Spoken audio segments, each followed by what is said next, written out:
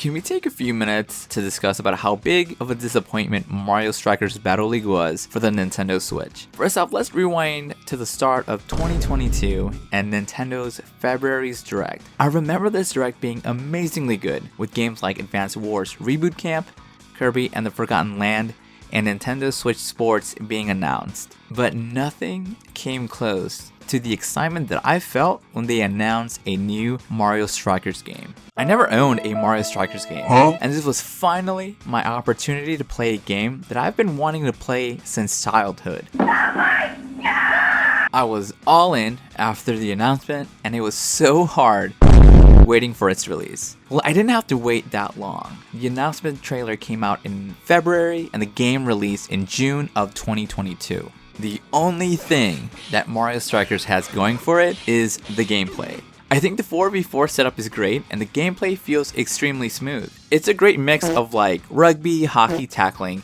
and fundamental soccer mechanics. I was tired of the FIFA Sim soccer mechanics and I found myself having a great time playing a soccer arcade game. The graphics here are on point and the 60 frames per second both docked and in handheld mode is great. You get the Mario World charm, and the characters have an abundance of charm and personality.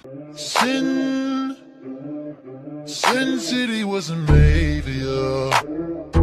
This is where the pros end for me. I can argue that there are two biggest contributing factors to why this game ended up being a disappointment to gamers who were anticipating the newest entry in the Mario Strikers series since 2007. Lack of content and an embarrassing online offering. First off, this game shipped with only 10 characters at launch, and with only 5 stages to choose from. This alone wouldn't have been the end of the world, but given the almost endless possibilities of worlds in the Mario franchise, only having 5 stages seems like a slap in the face. 10 characters is also not so bad. You can change your attributes with equipment, but you're paying for a $60 game where soccer and the soccer team/league is the main focal point. Nintendo is going down this path of post-launch content that I don't agree with. They are obviously trying to mimic a live service model in the same way Call of Duty does to keep player engagement high months after release. But the problem is that Nintendo is not invested in this project years after its release. So we don't get this fleshed out season pass type of post-launch support like we see in free-to-play games. Fortnite Battle Pass. What we get is a wannabe season pass where Nintendo makes a sports game like Mario Strikers, purposely cuts out content so that they can promote free updates later on. But I know and you know that all of this content was supposed to be in this game from the start. This type of post-launch support makes no sense if the replayability is non-existent, which brings me to point number 2.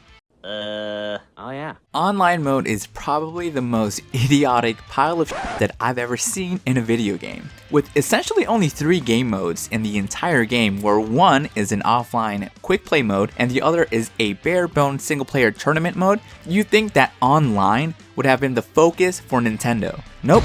We have the flagship online mode called Strikers Club, where you can create and name your own football club where up to 20 human players can join and play under your club. It is important to note though that this is the only mode where you can earn points to customize your own stadium with different options for the pitch, the goalposts, stands, and so on. If you wanted to create your own football club and customize your own stadium offline in like a single player season mode, well, you're out of luck. The only way to gain this privilege is to face off against players in Strikers Club. Well, here comes the next annoying part about this flagship mode. Your Mario Strikers team roster is composed of other human players, meaning that when you play Strikers Club to rank up competitively online, you are restricted by the other 19 members in your league and their chosen Mario character and their gear set. So you literally do not have full control of the characters and gear you want to play with in this online competitive mode.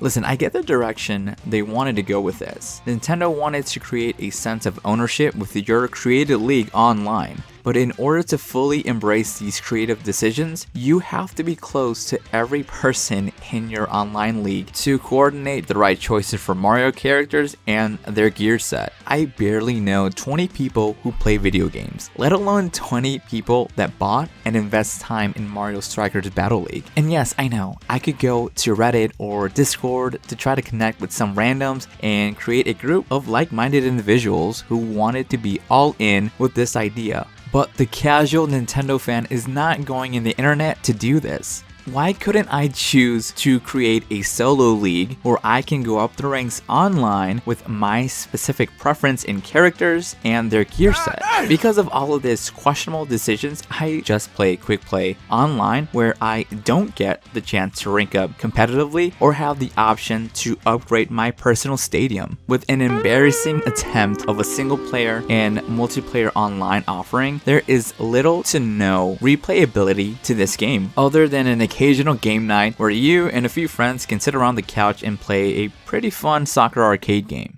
Mario Strikers Battle League is basically dead at this point, and there is pretty much no activity under the Mario Strikers tag on Twitch. This would have been a great title to stream and watch people play competitively, but the lack of content and terrible online offering is enough to bury all hopes of a comeback.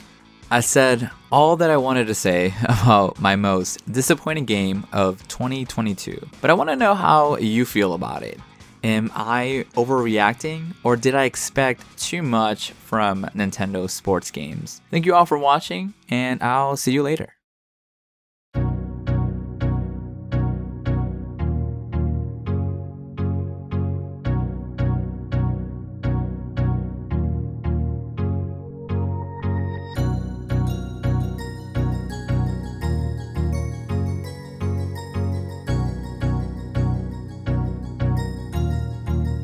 That